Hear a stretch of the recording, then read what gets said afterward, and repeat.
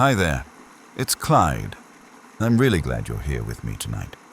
Before we drift off into this very slow and very uneventful adventure, I want to remind you of something right at the beginning, while you're still awake enough to hear it. If you enjoy these sleepy time-traveling stories, these quiet, rambling, somewhat aimless little journeys, go ahead and tap the like button now, so you don't forget later when you're already halfway asleep. And if you want to follow along with all my boring adventures, the ones about watching paint dry, listening to clocks tick, waiting for bread to cool, and now, apparently sitting in a canoe that isn't even moving, you can visit the whole playlist. It's full of stories that don't really go anywhere, which is sort of the point. And if you ever want a personalized, sleepy story from me, something made just for you, you can become a channel member and support the channel. It truly helps me keep wandering through time doing absolutely nothing of consequence. All right, let's begin. So, I find myself sitting in this birchbark canoe, not paddling, not drifting, not gliding along some gentle current like a majestic river traveler, just sitting, right in the middle of a lake in what will one day be called Canada, long before the word Canada ever means anything to anyone. The water is completely still, like glass, the kind of still that makes you question if time forgot to wind itself this morning, which would be ironic considering the pocket watch hanging from my cloak, though I'm pretty sure it's more decorative than useful at this particular moment. I lean back, letting the canoe wobble just a tiny bit. Not enough to be dramatic, just enough to remind me that balance is technically still a thing. The sky above me is wide and pale and full of those long, stretched clouds that look like someone pulled wool across the horizon. Which is funny because I keep thinking about wool lately. Maybe because I just recently waited for wool to dry for an entire afternoon somewhere else in time. Anyway, a dragonfly buzzes past my ear, making the tiniest zzz-t noise. It hovers over the canoe for a moment, like it's checking my paperwork to see if I'm authorized to be here. I try to give it a reassuring nod, but dragonflies are notoriously hard to impress. It zips away as if to file a report. The shorelines on both sides are dense with spruce and cedar and birch, and somewhere off in the distance I can faintly hear the soft drumming of paddles on another canoe. This one, actually moving a group of Anishinaabe travelers, glides across the water with a kind of quiet confidence that comes from understanding the land and the seasons in ways I probably never will. They don't notice me. Why would they? I'm not exactly doing anything. Just a man reclining in a canoe like he accidentally sat down on the world's calmest amusement park ride. I fold my hands over my stomach, breathe in slowly, and let the air settle. I pick up a little wooden paddle lying across my lap, not to use it, but just to admire how smooth it feels. Someone carved this carefully, honestly more carefully than anything I've ever carved in my life. I once tried to carve a spoon in medieval France, and it ended up looking like a shoe. A very tired shoe. A fish surfaces near the canoe. A round, rippling circle expands from where it kisses the air. It looks at me. At least I think it does. Then dips back under with no follow-up conversation. Fair enough. I close my eyes for a moment, letting the canoe rock ever so slightly. The soft creaking sound of the wooden frame, the lake holding everything still, the hints of smoke from a distant cooking fire drifting through the windless air. It's peaceful here. Truly peaceful. Almost suspiciously peaceful, like the calm before a moose wanders out and asks if I've seen his missing antler polishing brush. But nothing happens. Nothing at all. And that's exactly the kind of moment I love. Because sometimes, the best part of time traveling is when absolutely nothing is going on. I open my eyes again. Not because anything exciting has happened, but because my eyelids got bored and decided to stretch. The canoe hasn't moved even an inch. Not forward, not backward, not sideways, unless you count that micro wiggle it did earlier when a squirrel sneezed on the shoreline.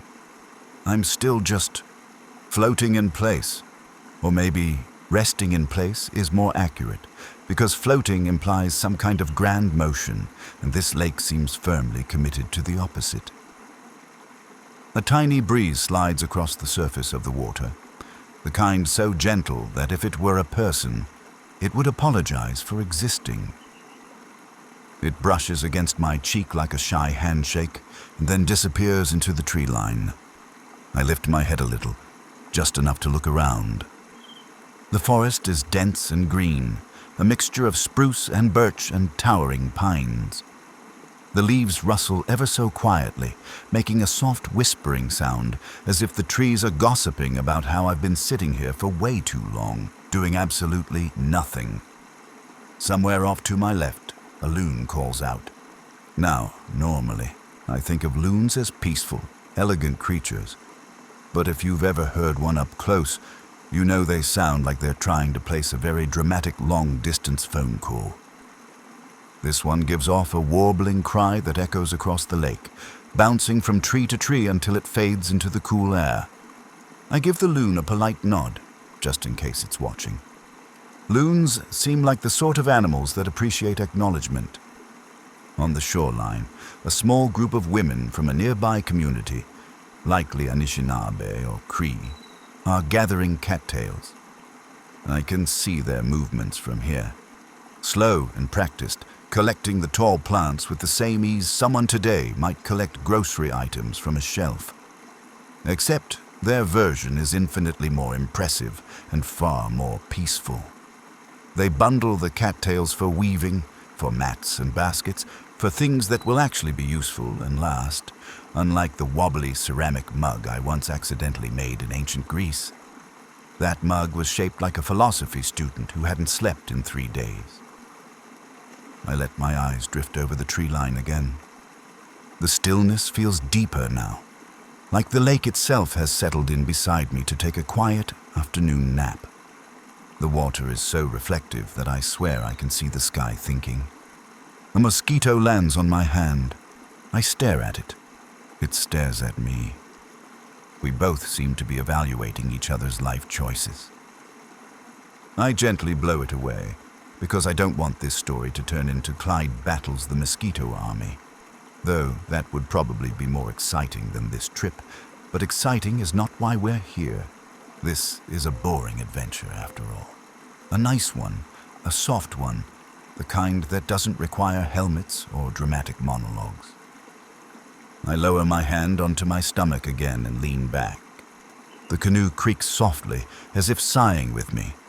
For a moment, I consider actually paddling. Just a tiny bit. Maybe a half-hearted stroke. But that feels like too much responsibility for this very cozy moment.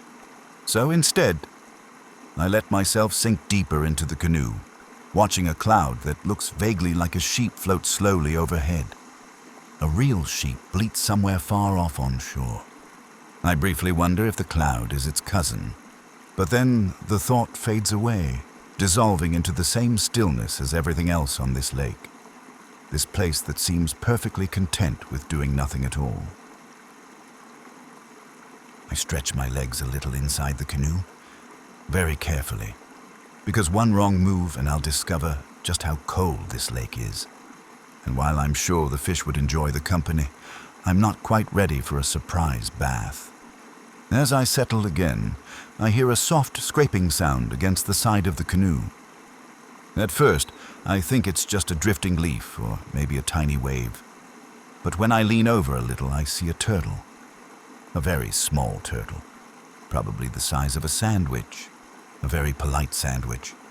It's staring at me like it's performing some kind of inspection. Maybe checking if my canoe is up to code, which is impressive because I didn't realize turtles worked in maritime oversight. The little guy lifts his head, blinks once, twice, then bumps the canoe again, almost approvingly, before drifting away like a tiny green boat on a mission. I watch him paddle off, his little feet wiggling like he's late for a meeting, a very slow meeting. The canoe gives the faintest sway from his departure, and the ripples fade almost instantly on the glassy water.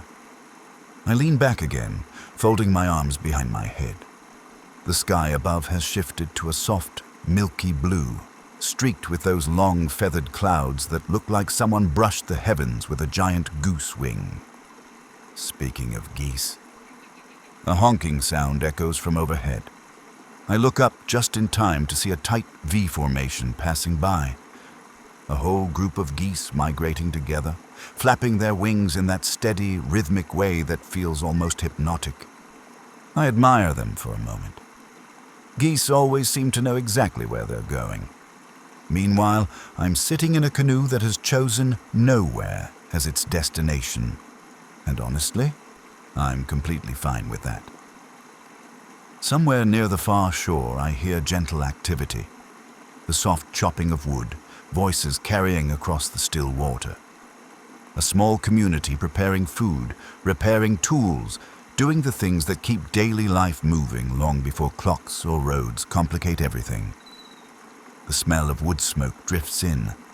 Just a hint, enough to make the air feel warm even though the breeze is cool. I sigh contentedly. This is nice. Simple. Quiet.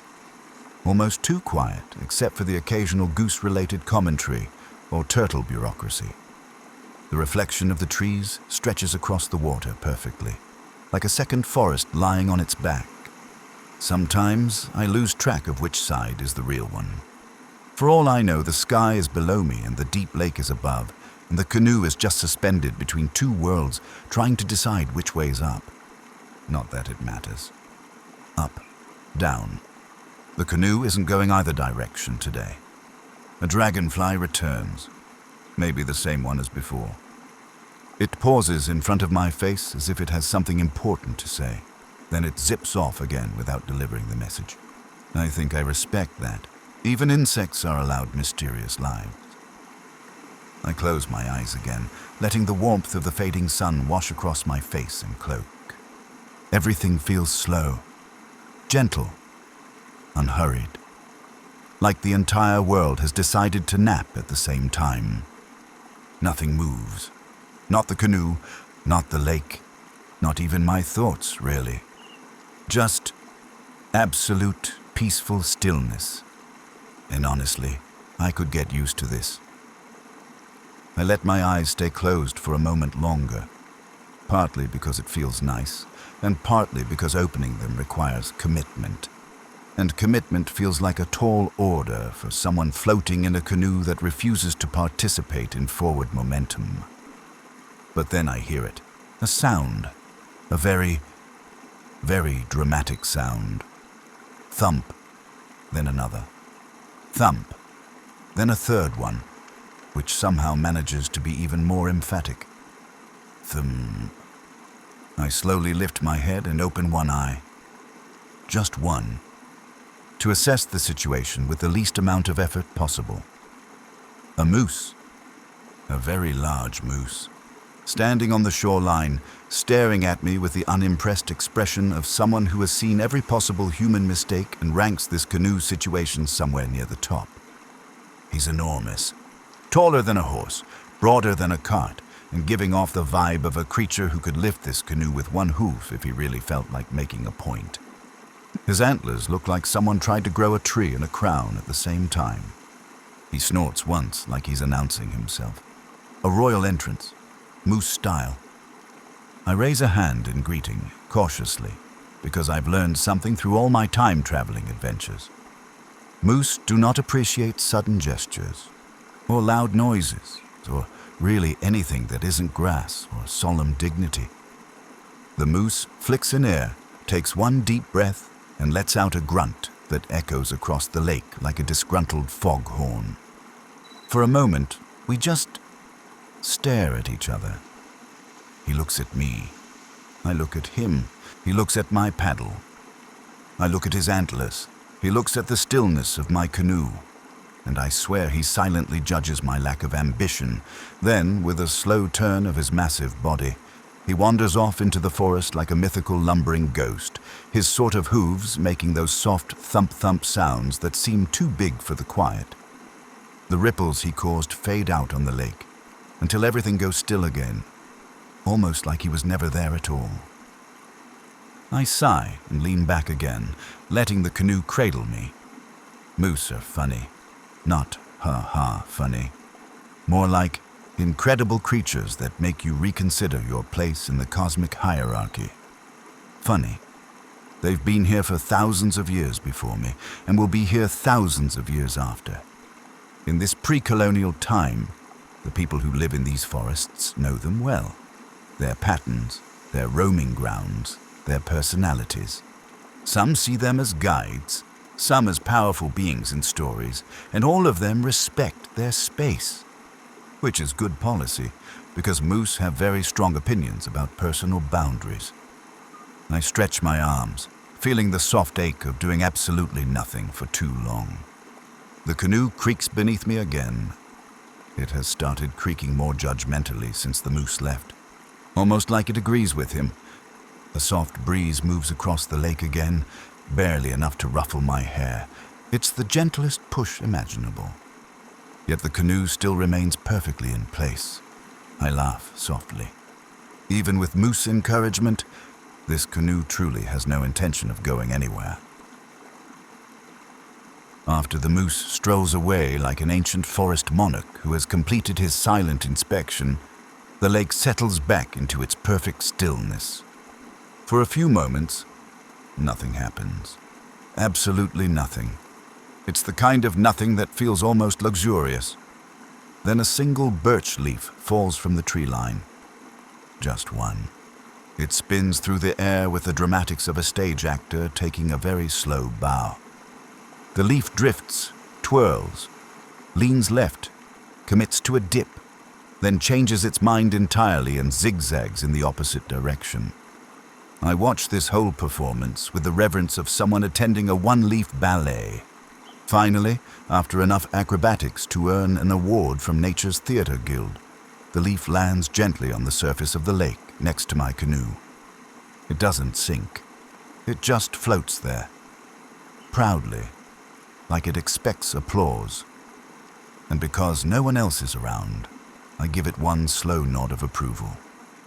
The leaf spins slightly toward me, almost bashful, then drifts a few inches, stops dead, and continues drifting in exactly the same direction, as if it has an urgent appointment to keep.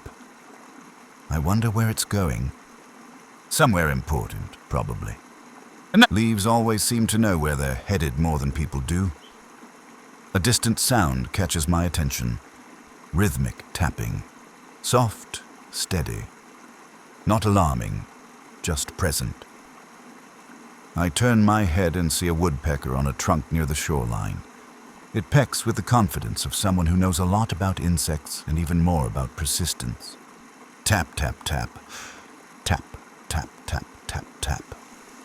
It has a whole pattern going, a whole percussion symphony. Honestly, it might be practicing for a concert. The bird pauses, looks over its shoulder at me, just a quick glance, then goes right back to work. I feel oddly honored that it allowed me even that tiny acknowledgement. A soft sloshing sound pulls my attention downward. The birch leaf has made its way to the side of the canoe and lightly taps the hull, almost like it's knocking politely to ask if I'm accepting visitors. I reach out a finger and gently tap the canoe back. We share a moment. A leaf and a time traveler, both doing absolutely nothing and somehow making a profound event out of it. A small ripple stretches outward from the tap, the tiniest one, and that ripple disturbs the reflection of the sky just enough to make the clouds look like they're melting. It's funny how one small thing can shift the whole picture. That's how life was for the people who lived in this region long before it had modern names. Small ripples mattered. A slight change in the wind meant adjusting travel or fishing. A certain ripple in the water might reveal the movement of fish or the presence of a beaver upstream. Nothing was too small to notice. Every detail was part of the rhythm of survival and community.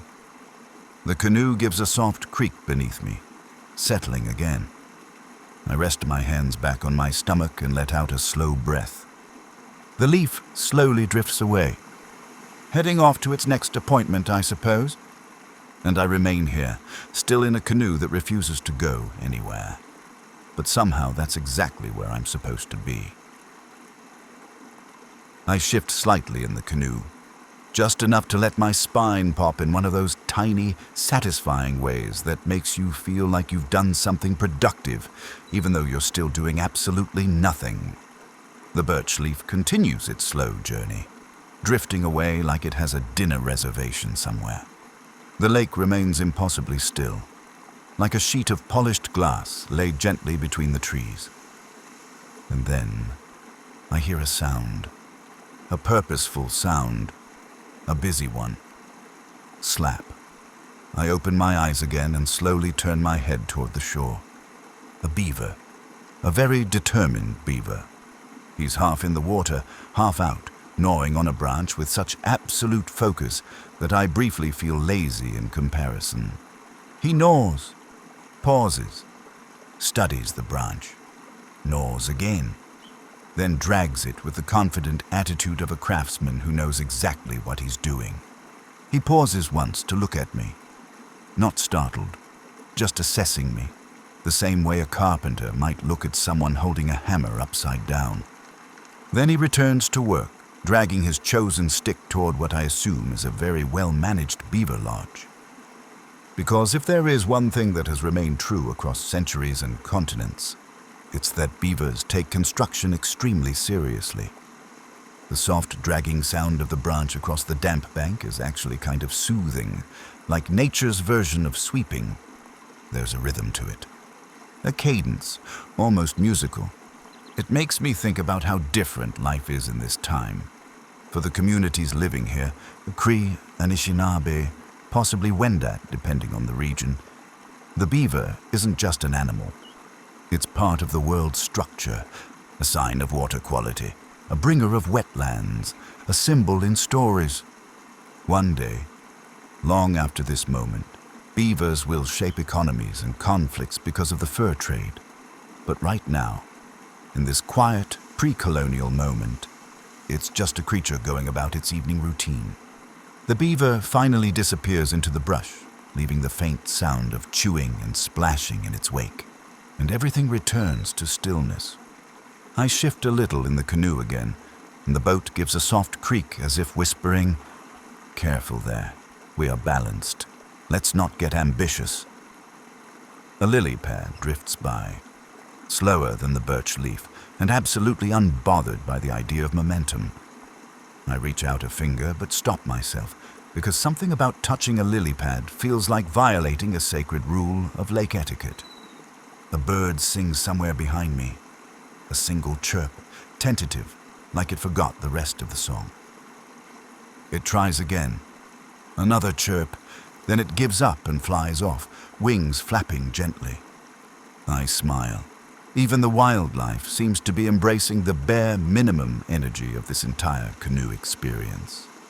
A breeze brushes my cheek, pauses, then changes direction entirely, as if reconsidering its life choices. But again, it's far too subtle to move the canoe. Nothing moves me, nothing moves the boat. Even time feels slow, like it's deciding to take the scenic route. I rest my hands gently across my stomach again and close my eyes, letting the sounds of tiny water movements, soft chewing in the distance, and whispering leaves blend together. It's the kind of peaceful that settles deep in your chest and stays there, long after the moment ends. And the canoe, still not going anywhere. Perfectly content, honestly.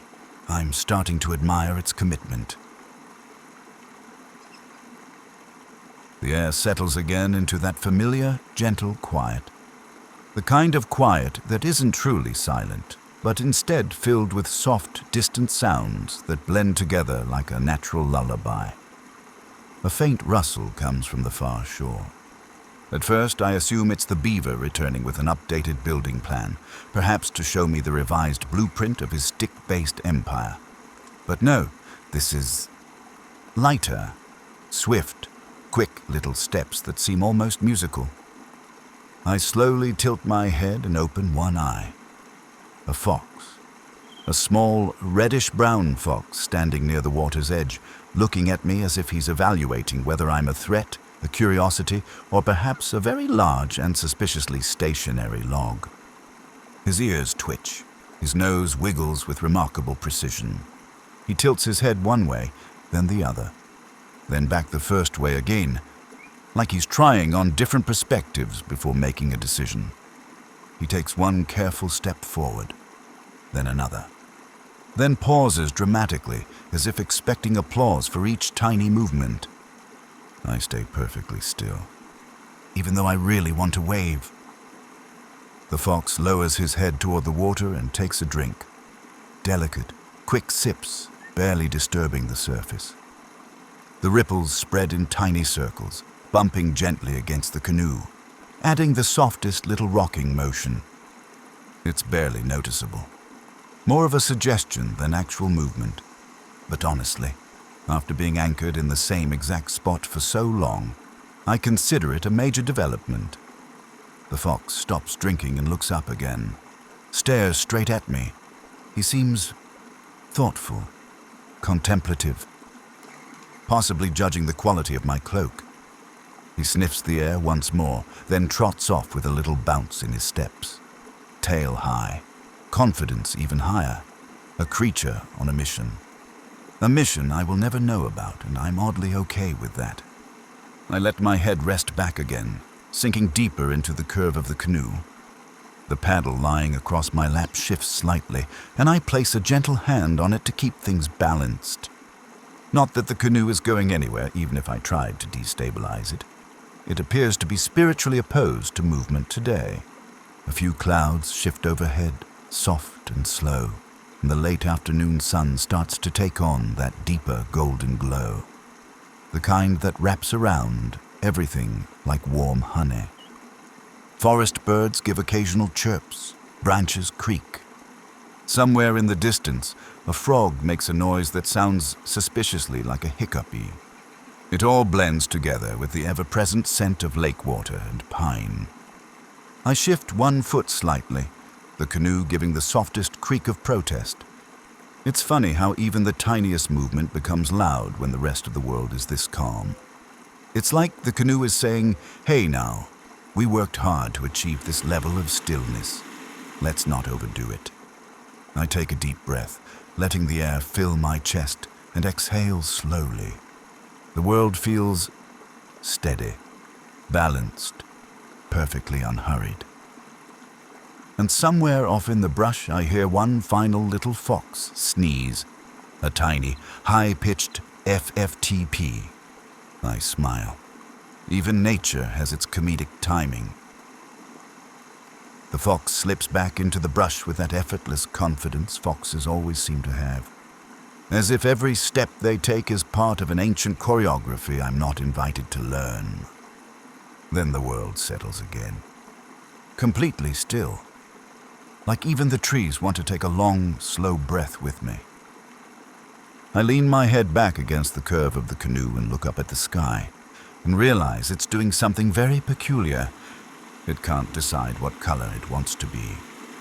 Near the horizon, it's still golden, warm, soft, that buttery light that feels like the world is wrapping itself in a wool blanket for the evening.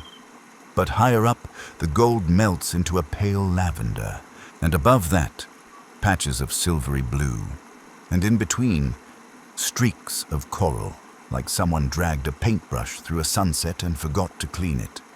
It looks almost layered, like the sky is quietly arguing with itself. A soft, stretched cloud drifts overhead, shaped vaguely like a rabbit, or maybe a loaf of bread, or a rabbit holding a loaf of bread. Hard to say. I blink a few times, trying to decide if the cloud is changing shape or if my imagination is just feeling playful. Either way, the sky remains completely still, not dramatically shifting colors, not sweeping clouds across the horizon, just existing in this mildly indecisive palette that makes the lake beneath it look like a watercolor someone hasn't quite finished. A loon calls again in the distance, its cry drifting across the lake. It sounds a little more echoey now, a touch more melancholy. Even the wildlife seems to be winding down with the day. A soft splash makes me glance toward the canoe's side. A fish jumps, just a small one, creating a perfect little ring of ripples. It glints briefly in the sunlight before vanishing back beneath the surface, like it remembered it had somewhere to be. In pre-colonial times, this lake would have been full of fish, trout, whitefish, maybe even sturgeon, depending on the region. Essential food sources for the nearby communities. Food wasn't just gathered, it was honored, respected, woven into stories. The ripples from the fish reach the canoe and tap gently against it. The canoe shifts, just a little. Barely more than a suggestion. Still not going anywhere, though. I sigh and let my arms rest along my sides, fingers trailing just above the surface of the water. Not touching. Only close enough to feel the cool air hovering above it. A tiny bug skims across the water. One of those water striders that walk like they're late for an appointment with the moon. Its little legs make faint dimples in the surface, quick and delicate. It pauses beside the canoe as if considering me, then zips off again, leaving a faint trail of ripples in its wake. I smile. Everything around me seems to be moving in tiny, careful ways, and yet the canoe remains the most dedicated stationary object on Earth. The sky shifts again, the lavender deepens, the gold softens, the blue darkens at the edges. It feels like watching the world exhale. I let out a slow breath too, as if sinking with the evening air. My eyes get heavy, just a little. The sounds around me blend together. Soft wind, quiet water, distant animals finishing their day. The canoe holds me like it's been waiting centuries for someone to simply sit still and enjoy the moment. And for the first time, I realize, sometimes not going anywhere is exactly the adventure. The sky keeps shifting overhead. Gold melting into lavender, lavender softening into blue. Blue deepening into something that feels almost like velvet. It's the kind of evening that doesn't rush in all at once. It takes its time, like it's walking slowly down a forest path, pausing every few steps to admire something small. A leaf, a branch, a ripple on the water. The still lake reflects all of it back at me, doubling the world. I feel like I'm floating in the middle of a giant hourglass, where the top and bottom are the same sky, and I'm just suspended, somewhere between day and night. A faint sound taps the air. Pip, pip, pip. Tiny footsteps. Not fox footsteps. These are too light. Not beaver footsteps. Those are more deliberate. And definitely not moose footsteps, because moose don't do anything tiny. I open my eyes and turn my head toward the shoreline. A rabbit, a little one. Soft gray, round, with ears that stand so straight they look like they've been ironed.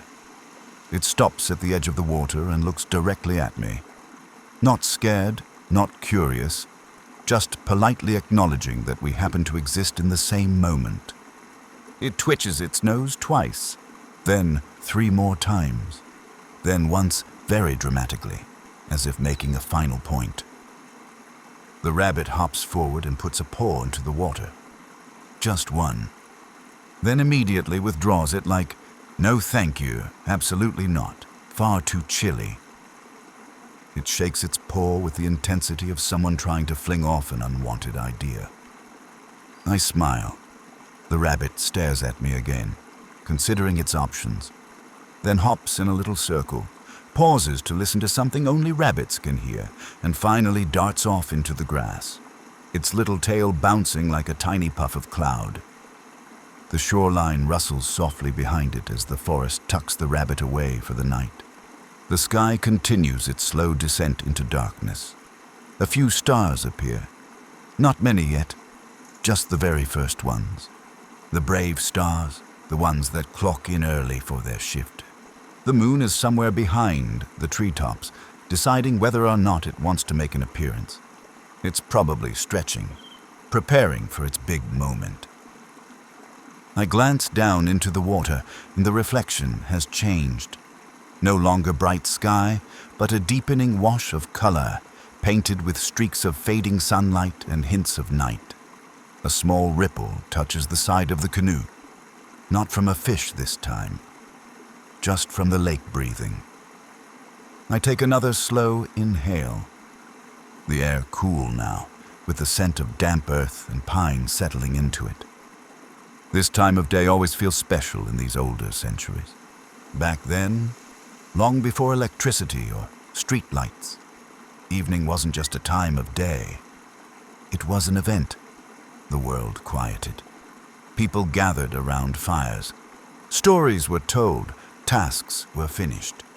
The night belonged to the voices of the forest, the flicker of flames, and the rhythm of the natural world. I hear a single owl call from somewhere deep in the trees, a soft, low hoo that drifts across the lake like a gentle reminder that the day is slipping away. I nestle deeper into the canoe, letting the cool wood cradle my back. The paddle rests across my lap like a sleepy companion who has decided to retire early. The canoe, as always, remains absolutely still. Not even nightfall can convince it to drift. But it doesn't need to, because the world is moving around me, softly, slowly, beautifully, and somehow, the stillness feels like exactly the right place to be. Night arrives, quietly, slowly, like a shy guest easing into a room full of sleeping people. The sky above me has deepened into a soft, rich indigo, the kind of blue that feels like velvet brushed in one direction. It's peaceful and heavier in a comforting way, like a blanket being pulled up over the world. I lie back in the canoe, adjusting just an inch so the wooden frame doesn't squeak too loudly. Even the canoe seems to respect the stillness now, settling into the water as if it doesn't want to disturb the lake. A single star appears overhead. Just one. A tiny pinprick of white against all that deep blue. It twinkles once, like it's clearing its throat. Then another appears, and another, and then three at once, blooming softly like distant lanterns being lit by calm, patient hands.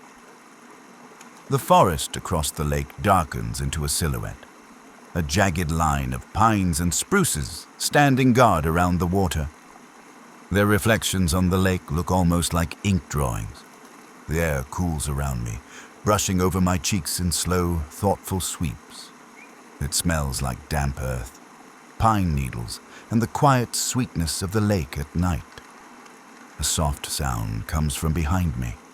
A low, steady hoo, hoo, hoo. The owl again.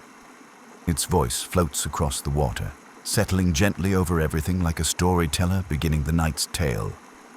The people who lived here long before any colonists arrived, Anishinaabe, Cree, and others depending on the region, often saw the owl as a messenger, a watcher, a figure in stories passed down through generations.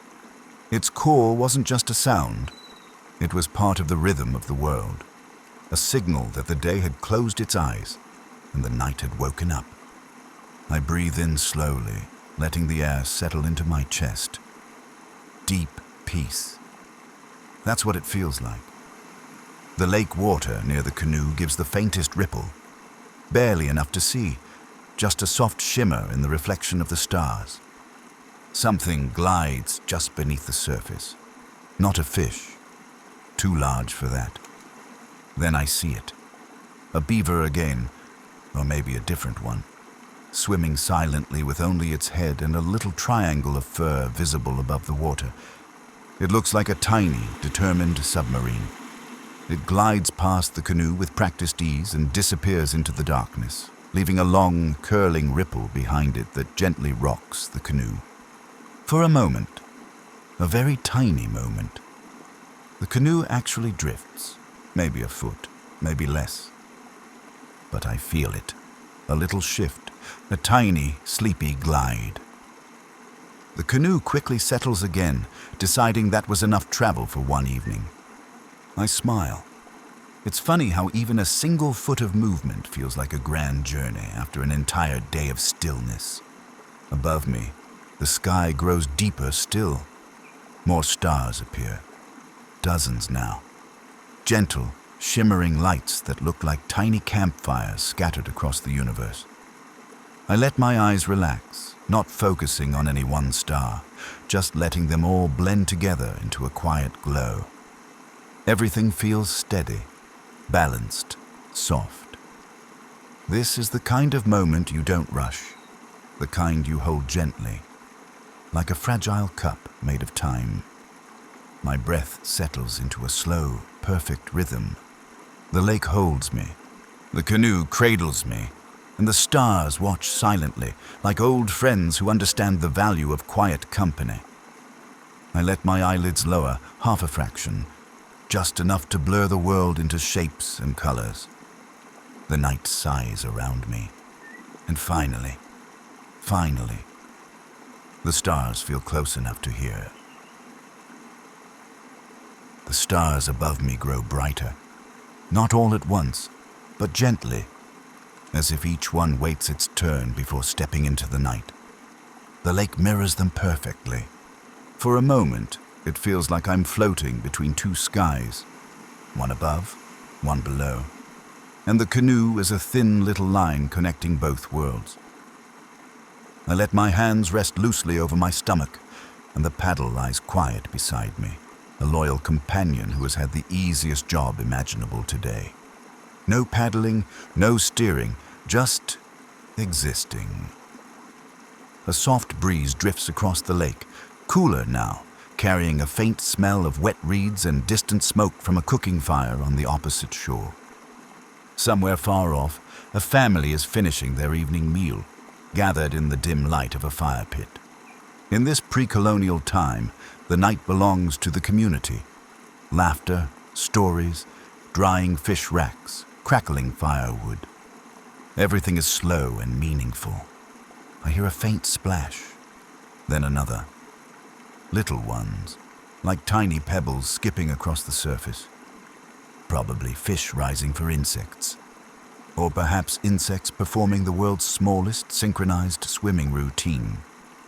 I smile softly at the thought. Then the world settles again. Completely quiet. So quiet that I can hear my own breath in the cool air. The canoe rocks just barely, a whisper of motion, and my hand drifts downward toward the pocket of my cloak. Not thinking, just instinctively seeking something familiar. My fingers brush against something smooth. Cool, perfectly shaped. The travel stone. The small, palm-sized stone that hums when it's time for me to move on. Not a moment earlier, not a moment too soon. I keep my hand resting on it without lifting it fully. It feels peaceful there, like it's sleeping along with the rest of the lake. It hasn't hummed yet, not even a little. And that means the story isn't ending. Not quite. I take a slow breath and release it, watching it mist slightly in the cool air. Somewhere in the darkness across the lake, another loon cries out. A long, rising call that echoes like a slow, haunting ribbon pulled across the night sky. It sends ripples through the silence, through the air, through me. I tilt my head back slightly so I can see the stars without moving too much. A cluster catches my eye. 3 bright stars in a crooked line. I wonder how many people through the centuries have leaned back in a canoe or on a grassy hill or beside a fire and stared at those exact same stars, noticing the same crooked line, maybe giving it a name, maybe passing that name down through families. Everything around me feels old, ancient, connected, older than the canoe, older than the forest, older than me by more lifetimes than I can count. And I'm just here, floating on the quietest lake in the world, watching time fold gently around me. The stone in my pocket remains cool, still, silent, I smile at that, because it means I'm allowed to stay a little longer in this canoe that refuses to move, on this lake that seems to breathe with me, under this sky that forgot what color it wanted to be earlier but now has made up its mind beautifully. I close my eyes again, and the world feels soft, weightless, perfectly content to drift nowhere, and I drift with it. The night deepens around me, softly, gently, as though the darkness itself doesn't want to disturb the water. The stars above look brighter now, clearer, sharp in that way they get when the world has truly fallen asleep. Their reflections ripple faintly on the surface of the lake, dancing with small movements I can barely feel. Everything is quiet, not silent, never silent, but filled with those tiny night sounds that blend together into something soothing. A distant owl, the whisper of wind brushing against pine needles, the soft, rhythmic click of water striders skating across the lake like tiny performers on a midnight stage. The canoe, faithful as ever, remains in exactly the same place it began. Not a foot forward, not a foot back. Just here. A perfect little island of stillness in a world that keeps breathing around it. I rest my hand gently over my cloak pocket, feeling the faint outline of the travel stone. Still cool, still quiet, still sleeping. It's waiting. It always knows when the story has reached its final few steps. Across the lake, a faint glow flickers, the dying embers of a distant fire. Maybe a family finishing their last story of the night. Maybe someone adding one final stick to the coals before turning in. Life in this time is slower, closer to the rhythms of the land. The day ends when the fire dims. The night begins when the stars arrive. I breathe in the cool night air and feel the world settle deeper around me, like a blanket being tucked in. A gentle ripple bumps against the canoe. So small I only notice it because the stars flicker differently in the reflection. Then, a soft vibration. Barely anything. More like a sigh of warmth in my pocket than a real movement. I open my eyes slowly. The stone. Just the tiniest hum. Quiet as a whisper. Almost shy.